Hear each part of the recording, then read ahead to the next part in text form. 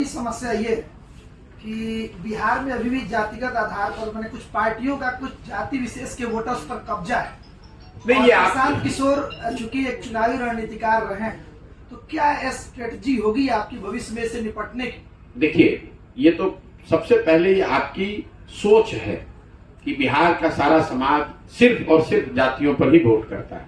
अगर ऐसी बात होती तो आरजेडी, जिसको आप और हम और कुछ लोग यहाँ बड़ा दल मानते हैं, ये वही आरजेडी है जो यूनाइटेड बिहार में 51 एमपी जीत कर आए थे 54 में।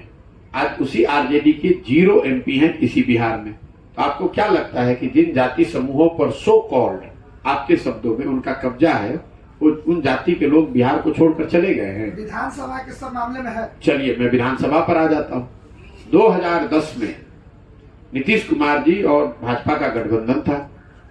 सामने से लालू जी, पासवान जी और कांग्रेस एक साथ में थे।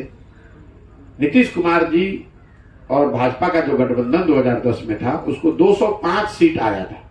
उस समय भाजपा की इतनी ताकत बिहार में नहीं थी। मोदी जी तो राष्ट्रीय परिदृश्य में नहीं थे, तो मोदी जी फैक्टर भी कोई नहीं था। चुनाव प्रबंधन और अमित शाह और आरएसएस, वो सारी बातें उस समय इतनी प्रमुखता से बिहार में नहीं थी। इसके बावजूद उस गठबंधन को 205 सीट मिला था।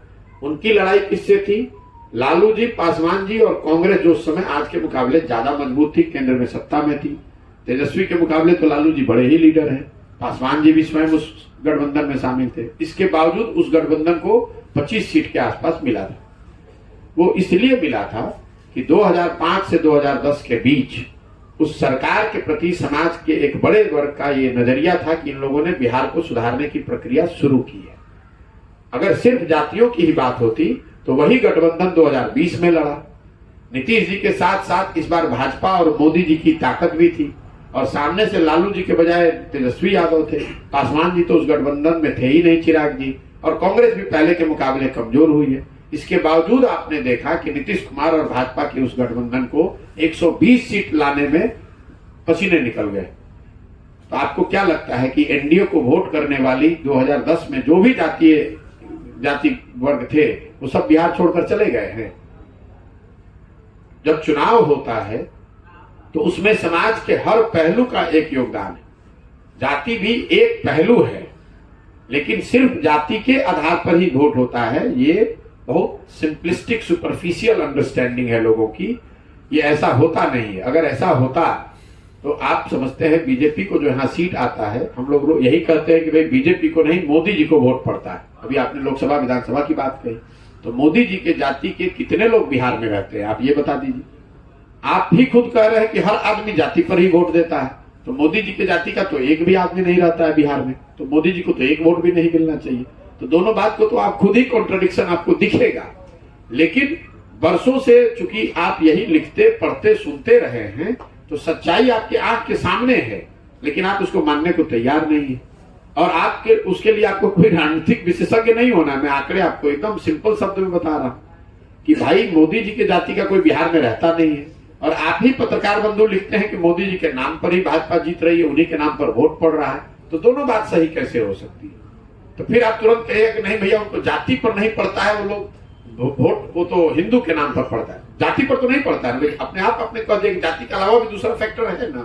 तो सिर्फ जाति फैक्टर नहीं है, जाति भी एक फैक्टर है। समस्या ये कि बिहार में अभी भी जातिगत आधार पर मैंने कुछ पार्टियों का कुछ जाति विशेष के वोटर्स पर कब्जा है। नहीं, ये प्रशांत किशोर चूंकि एक चुनावी रणनीतिकार रहे हैं, तो क्या स्ट्रेटजी होगी आपकी भविष्य में से निपटने की? देखिए, ये तो सबसे पहले ये आपकी सोच है कि बिहार का सारा समाज सिर्फ और सिर्फ जातियों पर ही वोट करता है। अगर ऐसी बात होती तो आरजेडी, जिसको आप और हम और कुछ लोग यहाँ बड़ा दल मानते हैं, ये वही आरजेडी है जो यूनाइटेड बिहार में 51 एमपी जीत कर आए थे 54 में। आज उसी आरजेडी के 0 एमपी हैं इसी बिहार में। तो आपको क्या लगता है कि जिन जाति समूहों पर सो कॉल्ड, आपके शब्दों में, उनका कब्जा है, उन जाति के लोग बिहार को छोड़कर चले गए हैं? विधानसभा के सब मामले में है। चलिए मैं विधानसभा पर आ जाता हूँ। 2010 में नीतीश कुमार जी और भाजपा का गठबंधन था। सामने से लालू जी, पासवान जी और कांग्रेस एक साथ में थे। नीतीश कुमार जी और भाजपा का जो गठबंधन 2010 में था उसको 205 सीट आया था। उस समय भाजपा की इतनी ताकत बिहार में नहीं थी। मोदी जी तो राष्ट्रीय परिदृश्य में नहीं थे, तो मोदी जी फैक्टर भी कोई नहीं था। चुनाव प्रबंधन और अमित शाह और आरएसएस, वो सारी बातें उस समय इतनी प्रमुखता से बिहार में नहीं थी। इसके बावजूद उस गठबंधन को 205 सीट मिला था। उनकी लड़ाई किससे थी? लालू जी, पासवान जी और कांग्रेस, जो उस समय आज के मुकाबले ज्यादा मजबूत थी, केंद्र में सत्ता में थी। तेजस्वी के मुकाबले तो लालू जी बड़े ही लीडर हैं, पासवान जी भी स्वयं उस गठबंधन में शामिल थे। इसके बावजूद उस गठबंधन को 25 सीट के आसपास मिला था। वो इसलिए मिला था कि 2005 से 2010 के बीच उस सरकार के प्रति समाज के एक बड़े वर्ग का ये नजरिया था कि इन लोगों ने बिहार को सुधारने की प्रक्रिया शुरू की है। अगर सिर्फ जातियों की ही बात होती तो वही गठबंधन 2020 में लड़ा। नीतीश जी के साथ साथ इस बार भाजपा और मोदी जी की ताकत भी थी, और सामने से लालू जी के बजाय तेजस्वी यादव थे। पासवान जी तो उस गठबंधन में थे ही नहीं, चिराग जी, और कांग्रेस भी पहले के मुकाबले कमजोर हुई है। इसके बावजूद आपने देखा कि नीतीश कुमार और भाजपा के उस गठबंधन को 120 सीट लाने में पसीने निकल गए। तो आपको क्या लगता है कि एनडीए को वोट करने वाली 2010 में जो भी जाति वर्ग थे वो सब बिहार छोड़कर चले गए हैं? जब चुनाव होता है तो उसमें समाज के हर पहलू का एक योगदान है। जाति भी एक पहलू है, लेकिन सिर्फ जाति के आधार पर ही वोट होता है, ये बहुत सिंपलिस्टिक सुपरफिशियल अंडरस्टैंडिंग है लोगों की। ये ऐसा होता नहीं है। अगर ऐसा होता तो आप समझते हैं बीजेपी को जो यहाँ सीट आता है, हम लोग यही कहते हैं कि भाई बीजेपी को नहीं, मोदी जी को वोट पड़ता है। अभी आपने लोकसभा विधानसभा की बात कही, तो मोदी जी के जाति के कितने लोग बिहार में रहते हैं, आप ये बता दीजिए। आप ही खुद कह रहे हैं कि हर आदमी जाति पर ही वोट देता है, तो मोदी जी के जाति का तो एक भी आदमी नहीं रहता है बिहार में, तो मोदी जी को तो एक वोट भी नहीं मिलना चाहिए। तो दोनों बात को तो आप खुद ही कॉन्ट्रडिक्शन आपको दिखेगा।